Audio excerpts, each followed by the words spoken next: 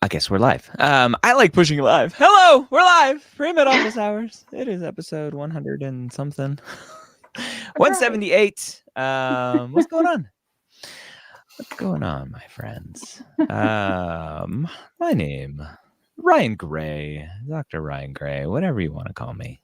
Yeah, I'm with Rachel Grubbs and Courtney Lewis. Rachel Grubbs, MCAT expert, pre-med expert. How you doing, Rachel?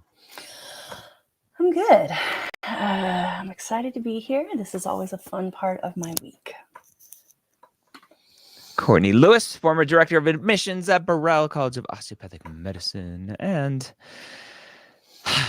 pre-med advisor extraordinaire. You got an awesome email or message from a student talking about getting into what was it, Loyola Stritch School of Medicine. Fantastic. Yeah, she got into all of her top choices, and she was really worried this cycle, but we set her up just right. I knew if they got over a couple of the data points, they would just adore her. She made it to the interviews and she won them all over. So I'm super happy for her. She's going to be such an incredible doctor.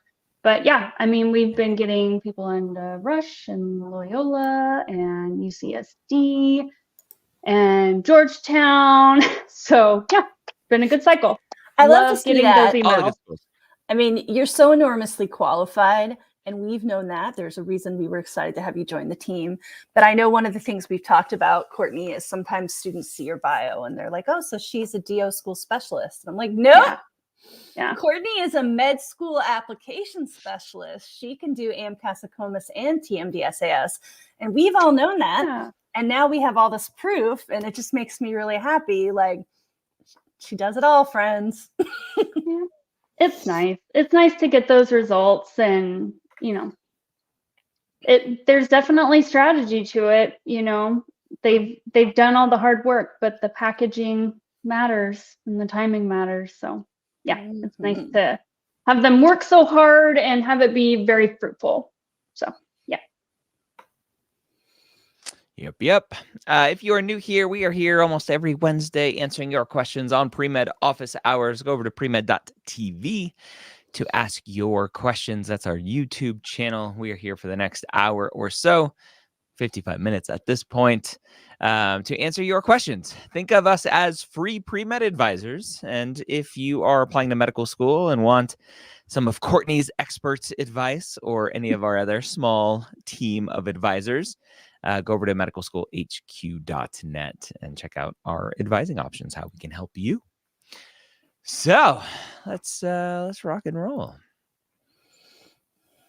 Lori asks, is it better to get an LOR from an internal medicine physician you shadowed and have known personally for many years and is also a professor at your #1 in-state med school choice, or one from the physician/EMS supervisor at the out-of-state undergraduate school you attended or you are attending and have been an EMT for 3.5 years and currently serving as the EMS director? Just wondering if a letter from a passive activity like shadowing is less impactful, even though the personal relationship is more solid.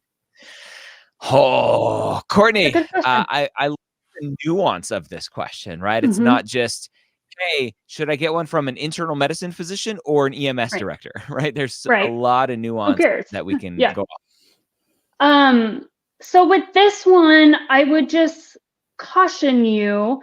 What immediately comes to mind is, because you've known them personally, the internal medicine, if they were to say they've been a close family friend, I've known them forever, they were friends with my children, that's going to be a problem. A lot of adcoms do not like to see that because they know it's biased. Now, if we're being honest, probably every letter is biased because that's why you ask them. Exactly. But they don't like when it's blatantly stated. And so if it's a family friend, I would say proceed with caution or coach them to let that person know they need to focus not on your personal or familiar relations, but on your time shadowing. They can say that they've known you for many years, but don't go into much more detail than that. I would say if it's a physician and a supervisor, that is helpful. Plus, it's probably more recent, so it couldn't hurt. Either one will be fine, but caution you on the other one. I do agree that the hands-on, especially if you're in a leadership role, would potentially be stronger. It's more recent. You're a director. It's hand-on patient care, and it's a physician. So it sounds like potentially better. Those are my thoughts. Yeah. Good thoughts. Good thoughts. I thought so. Yes. Celine, how does community college look on med school applications? I live in California and I'm planning on transferring to UC Santa Cruz. Does going to community college affect my chances negatively? Rachel, community college comes up all the time in terms of negative bias or any sort of repercussions for going to community college. There's potentially a difference with this student starting at community college and then going to a 4-year university versus what other students do. Yeah. What are your thoughts? Well, my big picture answer, Celine, and this is true for most questions, is it's going to vary because there are 200 plus med schools with a variety of members, and everyone could have their own opinion. Generally speaking, if you need to do community college for monetary reasons and you're starting with community college with your basic prereqs and you're switching to a 4-year for your upper level sciences, I think it's fine because that's kind of a known path. Where I get more concerned about community colleges is if you do 4-year, maybe you take some courses there, don't do well, and then retake them at community college, because sometimes that can be an optic of like looking for an easier way out. I'm not saying that's what it is, but optics. But yeah, typically community college first and then a transfer is going to be okay. Are there any people out there who still have bias about community college? Sure. But I mean, do you really want to go to a med school where they only want people who are rich, right? Most of us go to community college to save money. So I feel like if that's what you need to do, like, what's your alternative, right? If that's what you need to do, then do it. I think in the UC school system, it's a little bit more common to see a year, maybe 2, starting at one of either the branches or at a community. Mm-hmm. As opposed to in some of the other states or other school systems. I would say I've seen it more frequently for sure. So just be careful of the community college that you go to, because if then you go into the UC system and you're switching from a semester to a quarter hour or vice versa, and the sequencing is different, just be careful. Yep.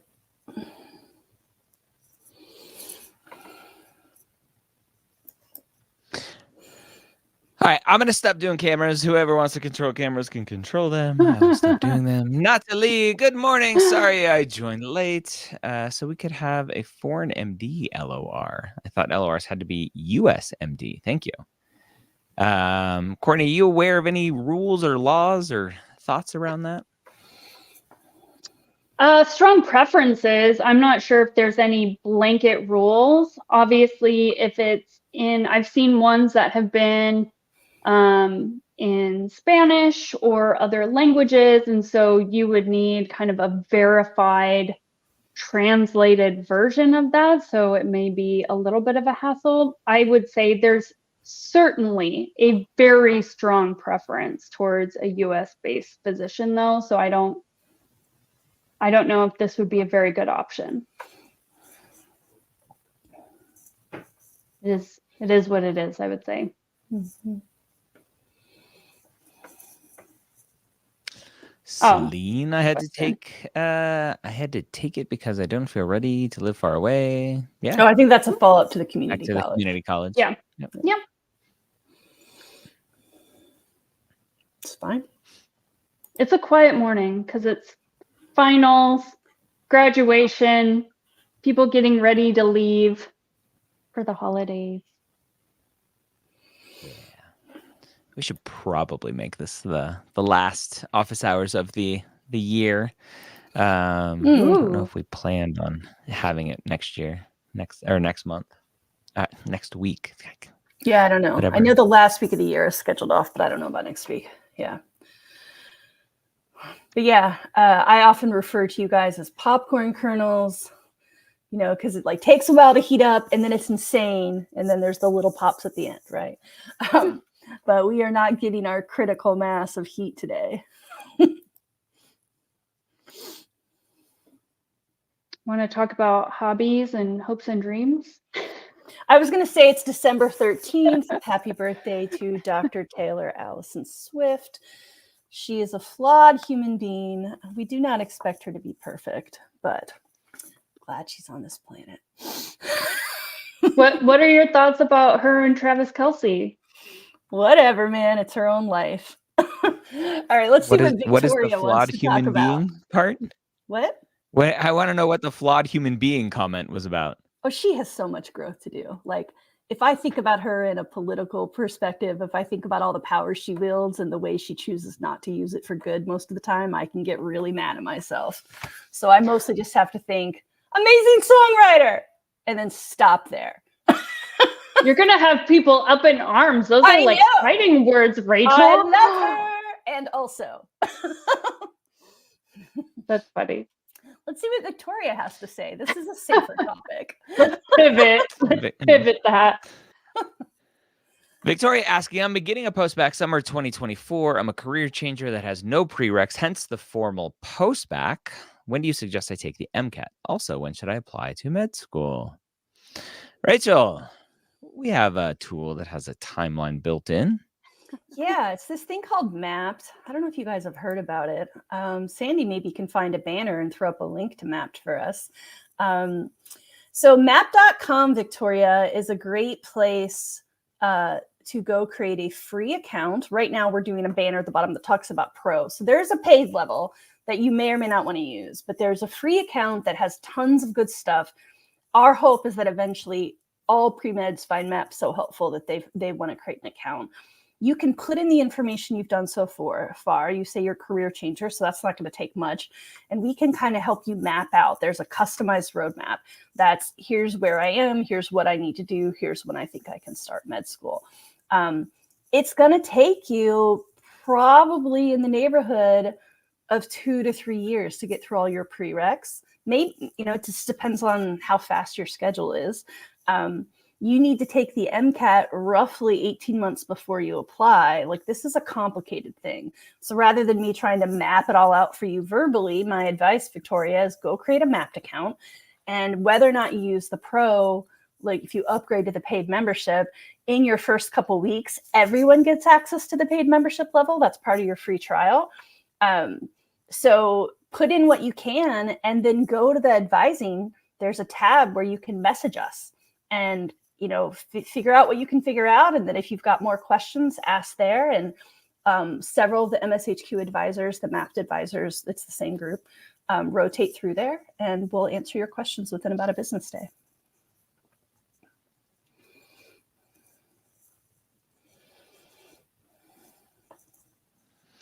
Albert, when will Application Academy students no longer have access? Rachel, a little ops question for you. So Albert, the answer varies based on when the student bought and what they bought. And I think I know what you bought, but I'm not going to try to guess off the top of my head. Most students bought a 12-month access. So it's going to be 12 months from either whenever you bought or when your account started. So like if you started with us in the cohort of January 2023, then you've got about a month left. There, I think, is a place where you can log into your Academy account and actually see when it's scheduled to expire. If I'm mistaken about that and you want your exact date, just email the Academy mailbox, academy@medicalschoolheadquarters.net, I should say academy@medicalschoolhq.net, and we can get you the exact answer.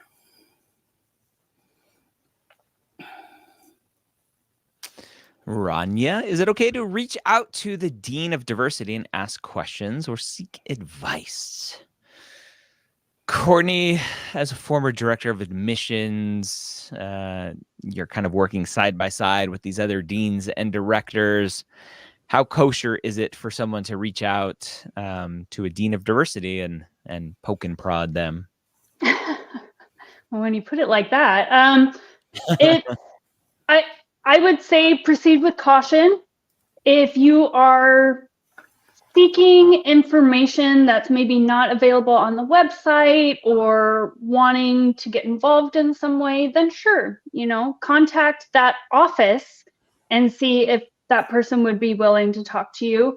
And then, but don't just do it on a whim and expect to talk to them. You would probably need to set aside time if they're willing to meet with you, and go with questions that are not just easily found if you did a quick Google search, right? I would say their time is precious and you don't get many interactions with schools. And so make sure it has a purpose. It's very professional. There's nothing that says that you can't do that. Just proceed with caution. Be very thoughtful about how you approach that type of communication. Yeah. Basically anybody at the med school, really. Be very careful about how you approach the communication. I remember one time somebody sent me an email when I was a director and they're like, "Thanks, Courtney, really appreciate it." And like had this weird little sign off. And I was like, who is this person? Thanks, no. bro. Yes, very much so. And then it said like sent from their iPhone at the bottom. I was like, who are you? That may be the culture of your work environment, but in an academic setting, there's bureaucracy, there's hierarchies, and they certainly want to uphold a certain standard of communication with staff and with faculty and with leadership and things like that. And so stuff like that is just not going to fly. You have to be very formal and professional in your talking. You're held accountable. You're an adult now. You're applying for a professional program where you're going to be looked to as a leader. Yeah. We're not sending those kind of emails. We're not making phone calls and expecting people to talk to us, on a whim. Yeah. That's not how it works. Just not. Yeah, I think the other thing to think about, and it maybe sounds, suns. I got lovely stripes across my face now. Is think about the sheer numbers, right? If that school gets 6,000 applicants, then there might be 10 or 12,000 people thinking about applying to that school. Whoever you're reaching out to, Dean of Diversity or Dean of Student Affairs or Chief of Admissions or whatever, just from the numbers perspective, isn't going to have time for every individual student. So that's why that kind of reaching out is rare. But also, like, what are you hoping to get out of it? Because if it's mentoring, there are places that offer free mentoring, which is not the same as application and admissions advice. That's something that I always think is important to distinguish. I think everybody needs a good admissions advisor and everybody probably needs a good mentor, and they may not be the same people, right? Because often mentors are students who are in med school now, 2 or 3 years ahead of you, who can just sort of tell you what to expect. And that's enormously valuable. But just because they got in doesn't mean they are experts in how to get in. Right. And so, again, I'm not telling you not to reach out to that Dean of Diversity. Just think about, like, what is it you're hoping to achieve? Because maybe someone else who's already offered up their time can deliver it to you. Yeah, that's a good point. It also depends on if you are an active applicant, unless you have an accept, they won't really be able to talk to you because it would could potentially affect things, and all communication needs to be funneled. So a lot of nuance to this. Be very careful, be very thoughtful. Let's move on. Natalie, can I subtract hours of my work? I'm an MA to use them as shadowing. Rachel, we get this question a lot about kind of repurposing hours or splitting activities into multiple activities. What are your thoughts? Number one, there are no rules and activities. It's all an honor system. So you can do what you want, Natalie. I think it does happen sometimes that clinical jobs are actually a mix of clinical and shadowing. And I liked the verb you used, that you said subtract, because it's clear to me you don't intend to double dip, right? You might be talking about 1,000 hours of being a Med A, and you're going to call it 900 clinical and 100 shadowing. And if you feel like that's an accurate representation of your work, that you're doing shadowing work where you're not interacting with the patients, but you're watching the day in the life of a physician the whole day, you know, not just the bedside care part, then that might be fine. Another thing to think about is it really shadowing? And do you just need to ask the doctor on staff at your office or your hospital, wherever you're an MA, hey, can I come back when I'm not on shift and do a couple days of shadowing you? But yeah, it's normal to dividing among two activity categories is okay, as long as you're not double dipping. And it's accurate. Yeah. Yeah, I think that's the big thing is it accurate? I think a lot of students are like, oh, I'm around the doctor, so I'm going to call it shadowing. They're like, this comes up all the time with scribe. Can I subtract some hours and call some scribe hours shadowing? I'm like, no, you're working as a scribe. That's not shadowing. So I think you just have to be accurate and honest about what it is that you're actually doing. The one activity that I mention a lot because I have personal experience with it is being a research coordinator. My daughter's been in a clinical research trial since she was 18 months old. And so I've interacted a lot with clinical research coordinators, and a lot of their job is just sitting with the patient, sitting with the family, waiting on the doctor to do their thing. And I'm like, yeah, that's shadowing, because you're not working during that time. You're just kind of sitting and waiting for the next thing that you have to do with the family. But if you're working as an MA, it depends, Natalie, like what exactly are you doing? Are you also scribing as an MA, and that's why you're just kind of hanging out with the doctor? Or are you truly checking in the patient and then you're just hanging out shadowing? So at the end of the day, it's what is the truth there? Yeah, agreed. Qui-Gon Jim. Qui-Gon, right? Qui-Gon Jim. Nice little Star Wars reference. Yep. How does a 3.2 community college GPA with a 3.7 upward trend university GPA look on applications? Looks like an upward trend.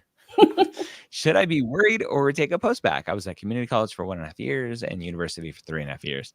Qui-Gon, go to Mapped, fill out all your GPA stuff, reach out through our Mapped chat advising there and ask there so we can see all of the breakdown and what that looks like and all that good stuff. It's impossible to answer here. Hard to go based off of just a number. Yep.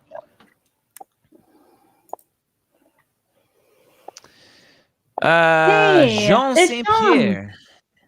He was in Academy. Hello. My good people, I'm a new student from Application Academy. I'm a non-trad. My GPA is not where I would like it to be, but it is showing an upward trend. I'm wondering if I need a post-bacc. Same answer, Jean St. Pierre. There's a lot of trends here, friends, in our questions. You're in Academy, so you have access to Mapped Pro, Jean St. Pierre. So go put all of your grades in there. Rachel, you want to talk about what you're showing there? Yeah. So because Jean St. Pierre is an Academy student, he's been given Pro access for a year.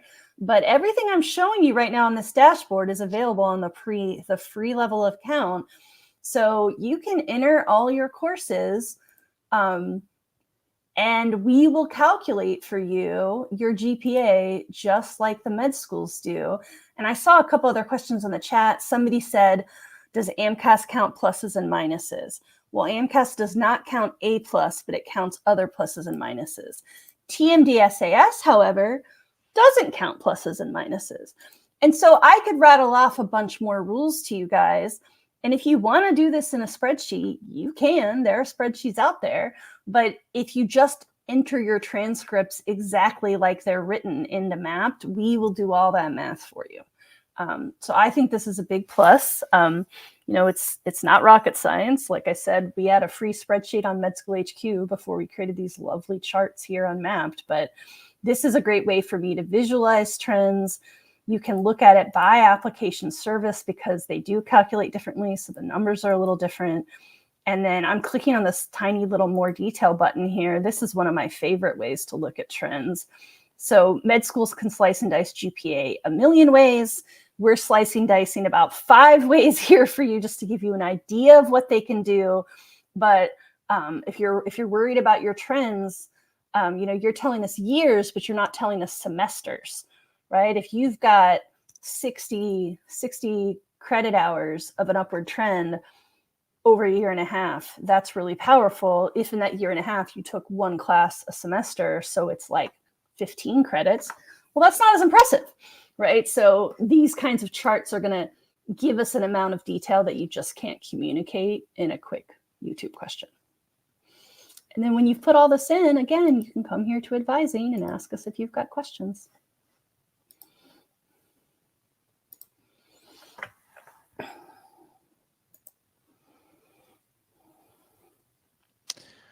Charbel, hello. I'm about to start asking for letters of recommendations. Have you checked out my LORs yet?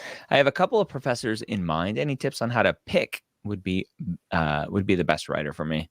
Courtney, we talked a little bit about picking letters of recommendations and some of the bias that goes into that. Sure. When a student has a few potential advisor or letter writers, rather, any thoughts on who they should pick? Yeah, I mean, good on you. If you have a surplus of people you feel like you can ask and get a really strong letter. But core science is always going to be good, where you're not getting into a gray area of like, well, I did research, but they didn't teach me and things like that. Just go for a core science.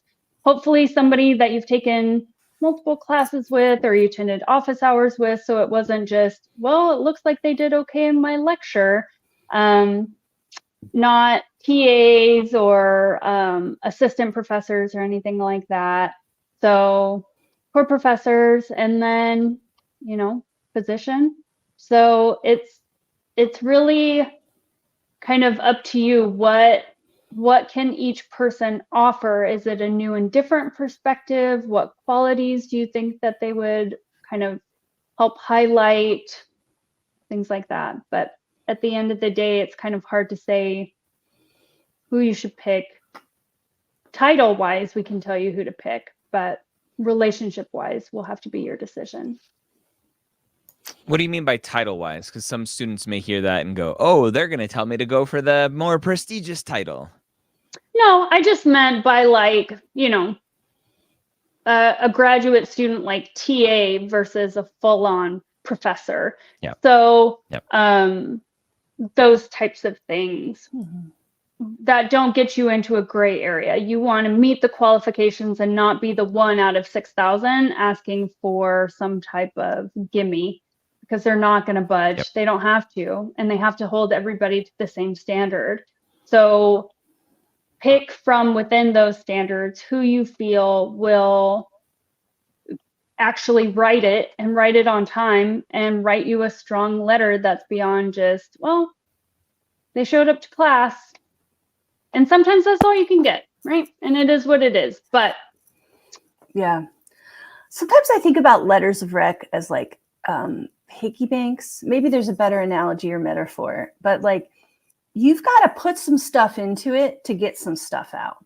Yeah. And I think one of the biggest issues I see with letters of rec year after year, and I'm not necessarily saying you this about Charbel, I'm just talking in general here, is it becomes time to pick letters of rec and the students are like, oh no, who do I ask? Or I don't have anyone to ask, or no one knows me well enough. I'm like, well, we could have fixed that a lot better 2.5 years ago. Right? So not that there's no hope for someone who's going, shoot, I didn't plan for it, because all the advice Courtney just gave is great. But if anyone is on this call and they're not applying in 24, they're applying in 25 or 26 or 27, you need to be thinking up potentials of letters of rec and building relationships. And not just doing it from a letter of rec standpoint, like who are the professors you really like? Is there someone you'd want to maybe take a weird time just to get them a second time and get to know them better? Do they need help? Like, can you be their research assistant? Like, you need to invest in those relationships, because it is really hard to get letters of rec. But what you're hoping for is someone who knows you so well that they're excited to tell med schools about you. And that means that you need to spend some time getting to know them.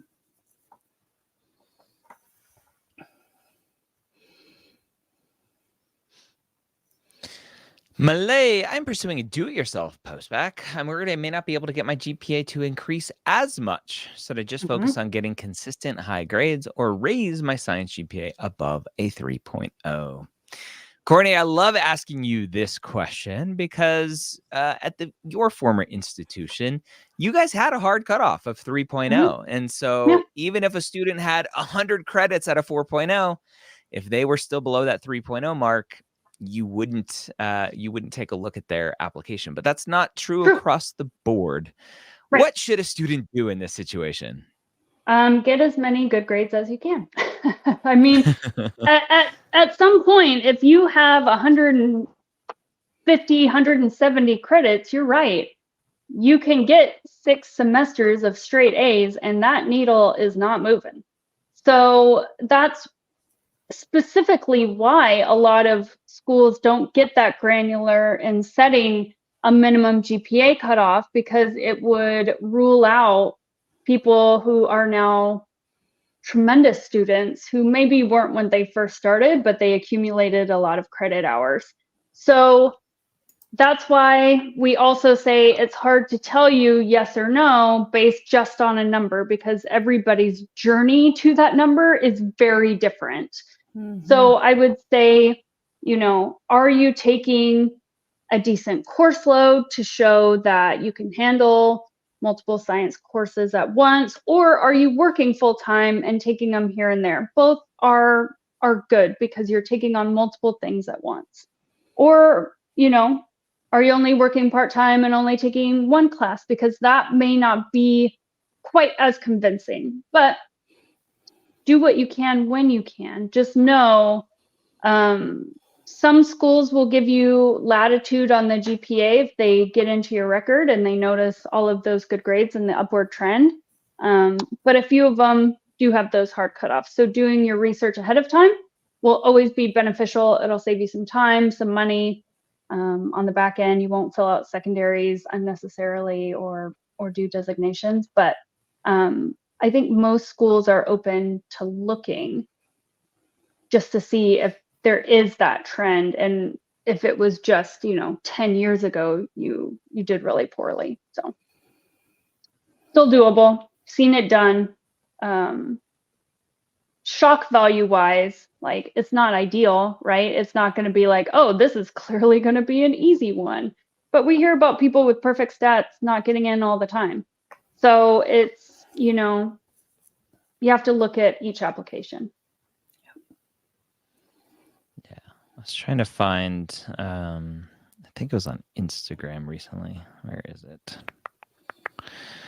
Not there. I forget where it is. Anyway, someone who wrote in to talk about,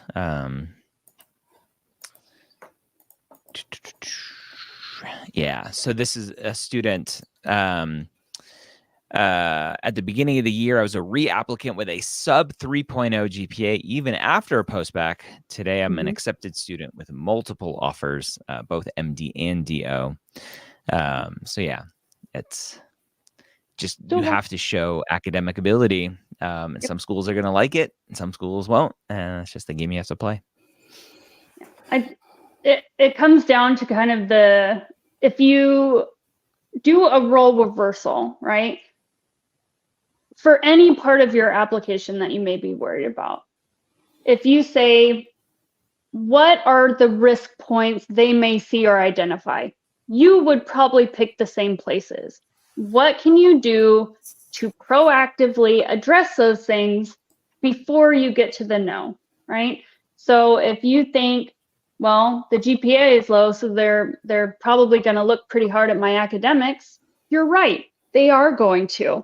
So in your most recent coursework, if you can do things very strategically to demonstrate how you are as a student now compared to then and show academic ability, you will then have addressed that risk. You mitigated that risk. So whether it's academics, whether it's some other part, you know, if you have an honest conversation, you could probably identify and be proactive about those things. So.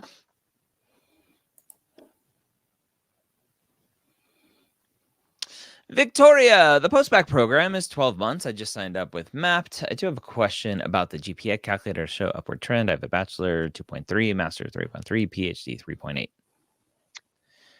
Do I have to input each course one by one? Yes, you do. That's how you calculate your GPA, one by one. It's cumulative. We look at things undergrad, post-bacc, masters, PhD. Everything gets counted in the cumulative total. So yes. Yeah. So because you have a lot of academic history, Victoria, you do have some data entry behind you. Yep.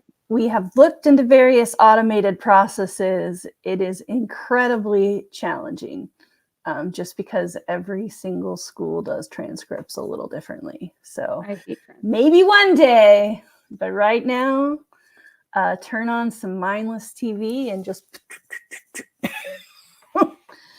that's the transcript interpretation and data entry is rough, but that's why AAMC and ACOMAS both outsource it to third parties because it takes a lot of time and a lot of manpower. But if you're only entering your own, super helpful to know what you're looking at, especially if you've had changes over time and things count for different credit values, because it's not going to be what you have on your transcript. I can tell you that. Mm-hmm.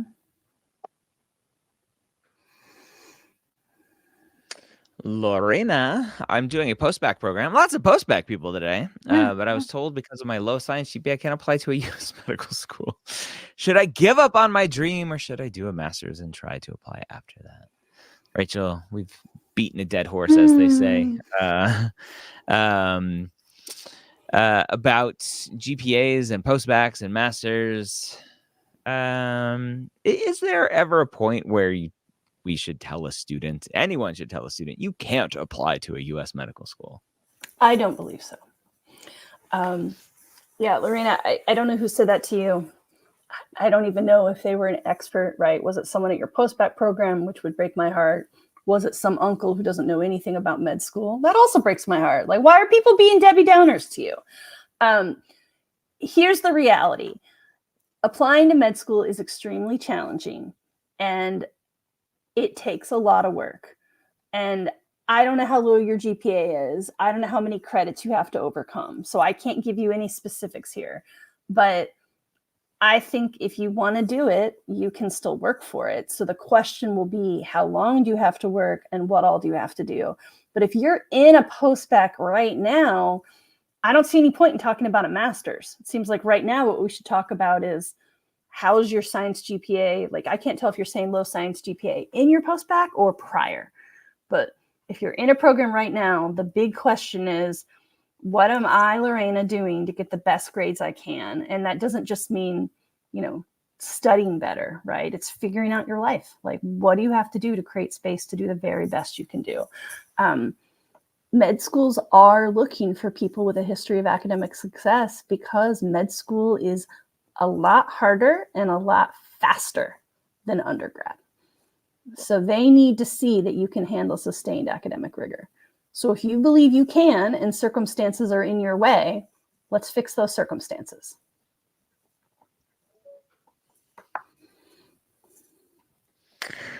Anuja, for LORs, is it okay to ask a neuroscience professor instead of core sciences?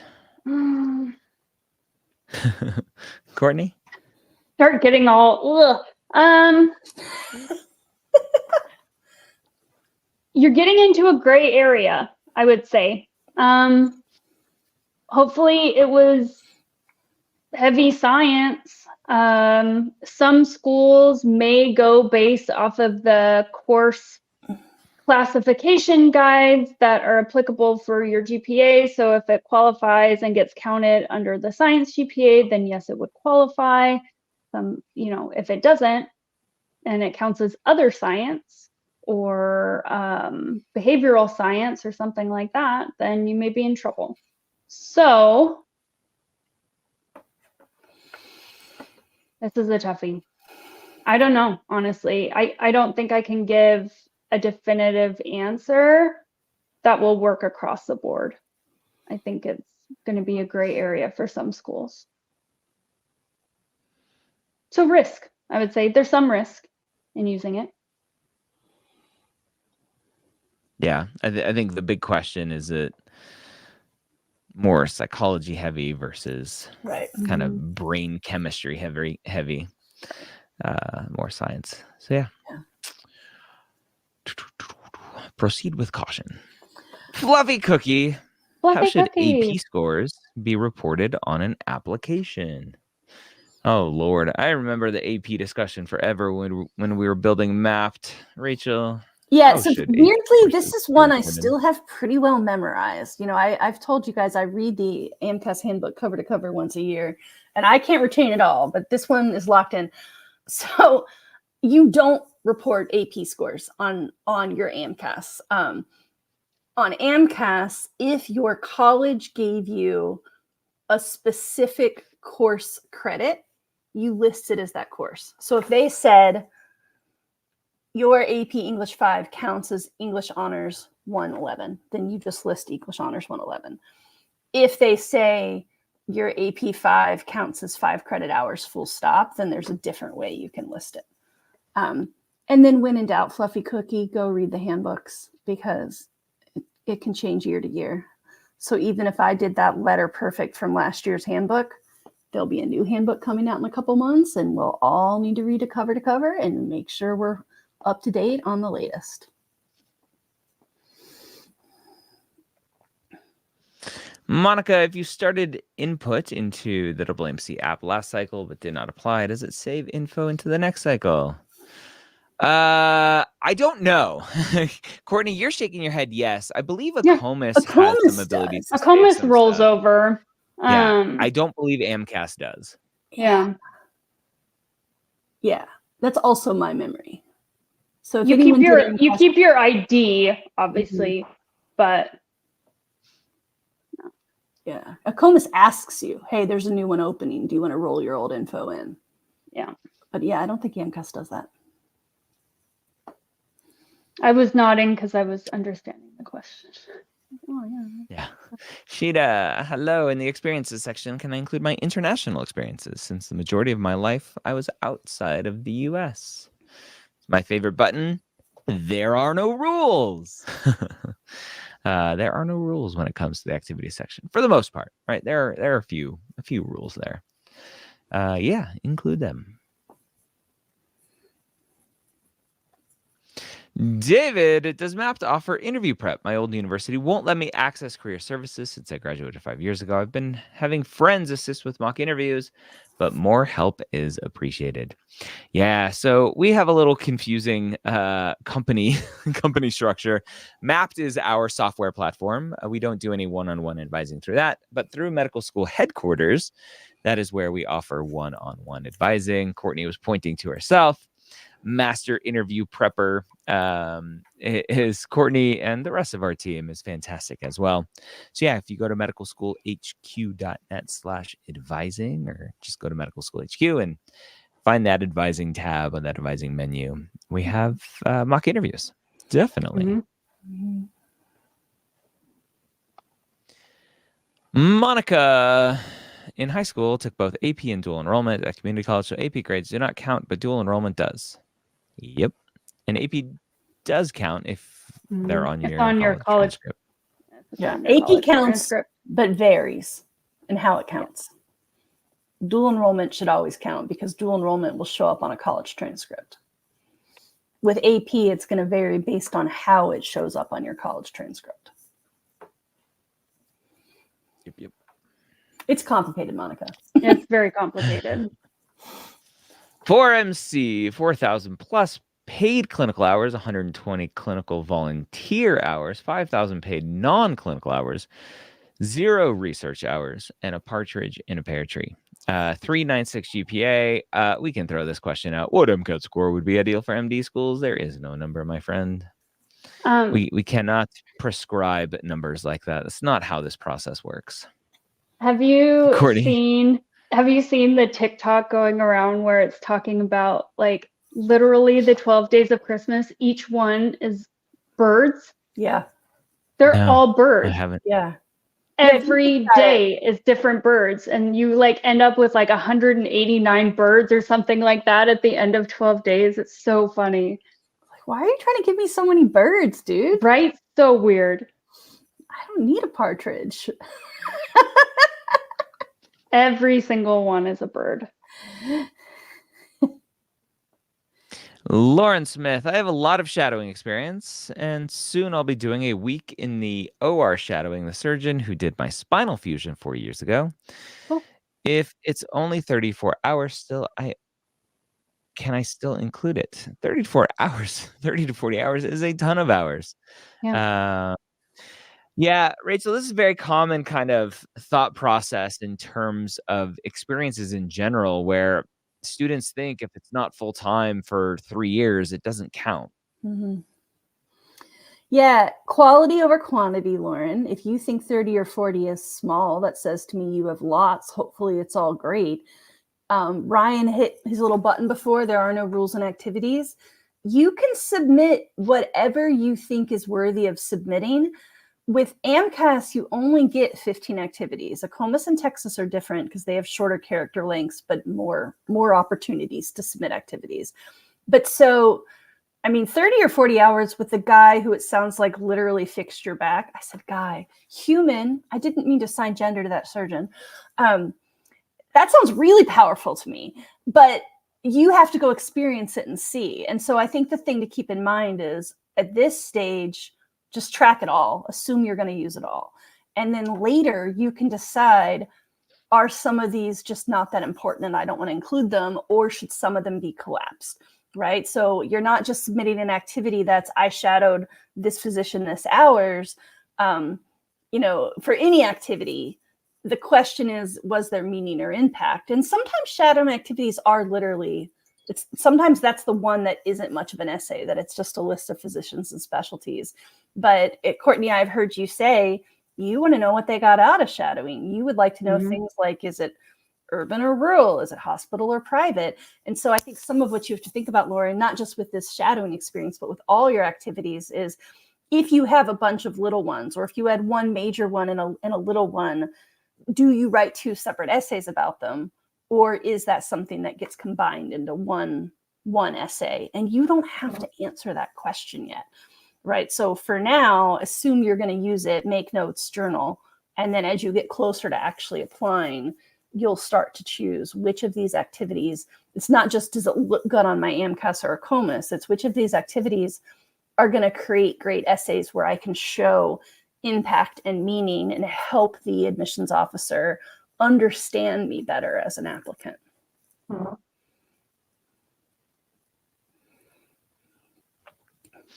Celine, I'm 17 in my first year of college. I don't plan on taking a gap year, hopefully. Do you think applying straight out is good if everything else is good? Celine, you're only a year off from normal, so go for it. Yeah. Yeah, I think the only challenge It's not like your you're age 15 starting med school. Right. Yeah, I had someone once who was 17 and about to graduate. And my concern with her is she hadn't been able to get any clinical because she wasn't 18. And in the state she lived in, she needed to be 18 for all her clinical opportunities. But if you're fall 24 a freshman, so you're probably going to apply spring 26 to start med school 27. Is that right? No, 28. You have plenty of time. Go get that clinical. Qui-Gon, how important is shadowing if you work with physicians daily? I work as a medical assistant directly under physicians and talk with them about patient care. Most encouraged to ask questions about care. Courtney, we get this question a lot, especially from nurses who are transferring or not transferring, but on the path to career changing. Some schools will screen you out if you don't have any shadowing on your application. What are your thoughts here? Yeah, I think it's what you said, that's tremendous value. It doesn't negate the fact that they want you to have a broader perspective probably than what that has afforded you. So if you've only ever been in the ER working with ER physicians, maybe a family care private practice, or maybe even just a county hospital versus a for-profit one or something like that. You want to have some breadth and depth of understanding of what a day-to-day could look like for different patient populations, for different physicians, different clinical settings and things like that. You don't need an astronomical amount, but you need a handful of hours at least in some different areas. So it's not just hyper-focused and all of your reference points stem from just one setting of what it means to be a physician and work with, one population and one setting. It's just not enough. So yes, you will still need shadowing, and you should use those shadowing to expand beyond your current base, I would say.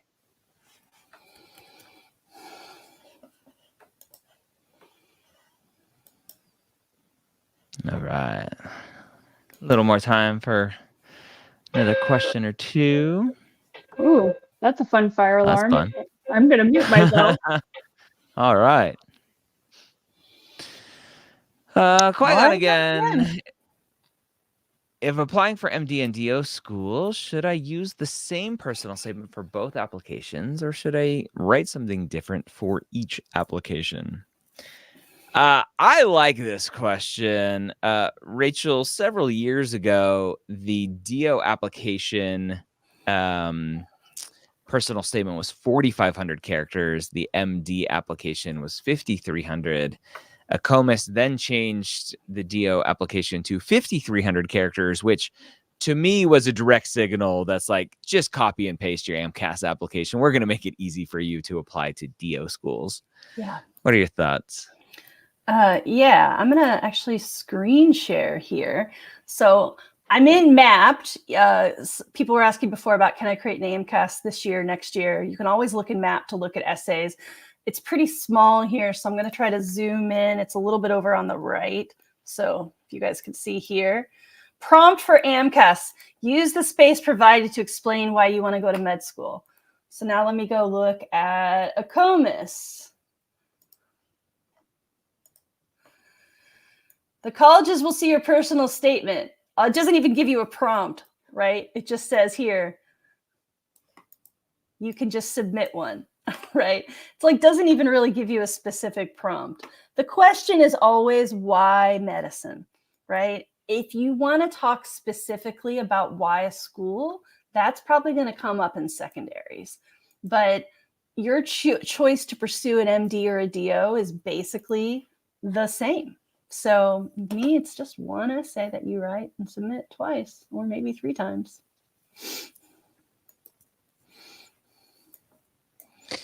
All right. Javraj, should I include one of my articles that got published in my school magazine in the AMCAS application? It was healthcare related. Why not? Why not all of your articles? Again, Rachel, a very common kind of confusion around the medical school application is that it's assumed sometimes that all of the activities have to be healthcare related, which I'm assuming this student is thinking based on the language here, one of my articles that was healthcare related, should I include that one? Mm-hmm. Right? Why not all of the articles? Mm-hmm. Yeah. When you apply to med school, they don't want to just know about your pre-med life. The activities are anything you're doing outside of school.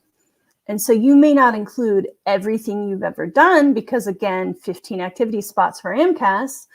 But if something was meaningful to you and it took up a lot of your time and it had impact on you, whether or not it was healthcare related, you want to give the med schools a chance to learn about you. So sure, and why not the others?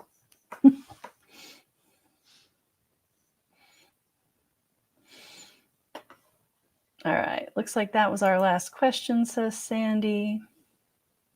All right. So do we want to say this? And there. Yeah. What? Oh, I was going to say, are we saying this is the last one of the year, or is there one more?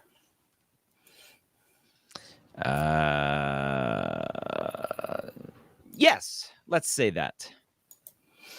What say you? Let people enjoy their holidays. They don't need to hear from us again next week. We'll join again at the beginning of the year and have some fun moving forward. All right, friends. That's and right. premed.ai is always open. So if you want to pick Ryan's brain, we've dumped all of our podcasts and videos and books into premed.ai. It's not just Ryan, but it is a lot of stuff that Ryan has done over the last decade.